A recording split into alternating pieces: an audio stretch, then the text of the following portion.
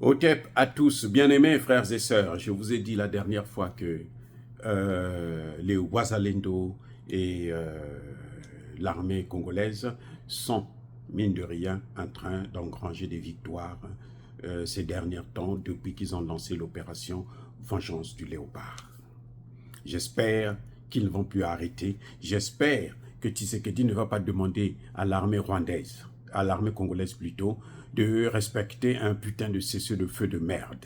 J'espère que Tshisekedi va désormais continuer à approvisionner ses Ouazalendo et ses militaires pour qu'ils puissent continuer à faire le travail. Maintenant, je vous ai cité quelques villes, quelques localités qu'ils avaient repris dernièrement. Je vous en ajoute d'autres. Il y a Kisuма qui a été récupéré. Il y a Kaniro qui a été récupéré. Il y a Kiningi qui a été récupéré. Kiningi, c'est à côté de... Il y a aussi Kibabi. Il y a Sumikivu. Et il y a Urukopfu. Et aussi, et surtout, Bihambwe. Voici toutes les villes qui ont été récupérées en quelques jours, en une semaine seulement. On en compte plus d'une vingtaine. Ça veut dire que les Ouazalendo sont en train de faire un travail exceptionnel. Exceptionnel. Nous demandons à Tshisekedi de ne pas interrompre l'approvisionnement en armes pour ces gens. Et la seule façon, la meilleure façon d'ailleurs, de régler ce problème, c'est que Tshisekedi puisse avoir des accords avec la Russie, afin de ne pas avoir une interruption dans l'approvisionnement des forces, des armes plutôt. Il faut que les armes puissent couler. Et il faut que Tshisekedi continue à former des gens, à mobiliser la population. Les Congolais sont prêts. En tout cas, il y a des Congolais qui sont prêts.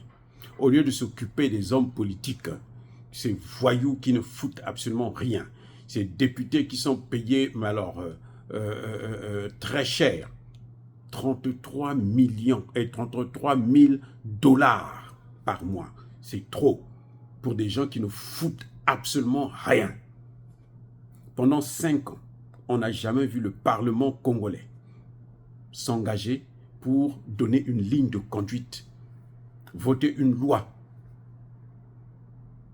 et orienter le gouvernement vers ce que le peuple est en train de demander depuis très longtemps, des accords avec la Russie. Vous savez que même le président de l'Assemblée peut signer des accords. Vous le savez? Il n'y a pas que le président de la République.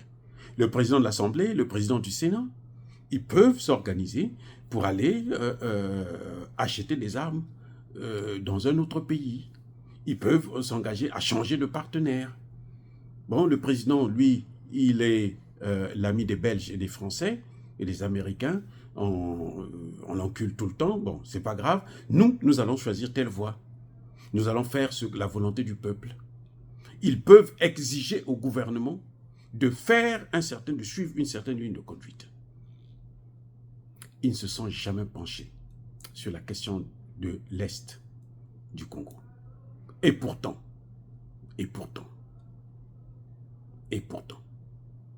parmi ces députés, il y a des députés qui viennent de la zone de Kivu. Il y a les députés de Kivu qui sont là avec eux. Même eux n'ont jamais pensé. Vous savez pourquoi? Plus la guerre dure, plus ils ont le pouvoir, ils ont l'argent. Quand ils seront vieux, je ne sais pas où est-ce qu'ils vont aller passer la retraite. Eh bien, tu ne peux pas être député à vie. À un moment donné, tu seras obligé d'être fatigué, non? Tu vas laisser la place à d'autres. Mais même le pouvoir, ce sont des êtres humains. Vous ne voyez pas le pouvoir, là, ceux qui font 10 ans, 20 ans, 30 ans, 40 ans, 50 ans au pouvoir. Après, ils font quoi? Après, soit ils meurent au pouvoir. Mais quand ils meurent, là, ils partent avec le pouvoir en question? Non. D'autres gens viennent prendre. Et c'est dommage de passer 5 ans, 10 ans, 50 ans au pouvoir, et puis le laisser dans des conditions déplorables, en passant par la petite porte, où chaque fois, même quand on prononce seulement ton nom, les gens s'énervent. Le fait d'entendre seulement ton nom, les gens s'énervent. Il y a des présidents comme ça en Afrique, hein. Président, premier ministre et tout. Dès qu'on parle seulement de lui, les gens sont dans tous les états. Parce qu'il n'a rien fait pour eux. Parce qu'il a passé son temps à les martyriser, à les torturer. Les gens viendront cracher sur le cadavre de certains hommes politiques africains. Croyez-moi. Parce que la jeunesse d'aujourd'hui est consciente des enjeux géopolitiques internationaux. En tout cas, nous félicitons les Wazalendo et ces quelques militaires qui ont encore la tête sur les épaules, qui ont leur dignité et qui font leur travail correctement. Nous les saluons, nous les félicitons. Et nous demandons à ce qu'ils puissent continuer à faire leur travail. Mais que Tshisekedi continue à jouer avec le pouvoir. Ce coup d'État-là est un avertissement. Surtout qu'il aime les voyages, là. Kagame sait comment on bombarde des avions. J'ai dit, hein, Kagame sait comment on bombarde des avions. Qu'il continue à jouer. On lui demande de prendre ses responsabilités. Il continue à tergiverser, à jouer. Ça fait 6 mois, il est incapable de donner un gouvernement à la nation. Incapable. 6 mois. Il n'arrive pas à constituer le gouvernement. 6 mois. Vous avez déjà vu des voyous comme ça. C'est malheureux. Oh, bien-aimés frères et sœurs, je persiste et je signe. Soyez bénis, abondamment bénis par le Dieu des Kémites et par nos ancêtres évangélisés. Mais que tous ceux qui persécutent le continent africain le pillent et le déstabilisent, qu'ils soient noirs, blancs, chinois, arabes, indiens, juifs ou qui qu'ils soient punis, maudits, foudroyés, neutralisés, écrasés, effacés par le Dieu des Kémites et par nos ancêtres évangélisés. Vive l'Afrique éternelle. J'ai dit et j'assume.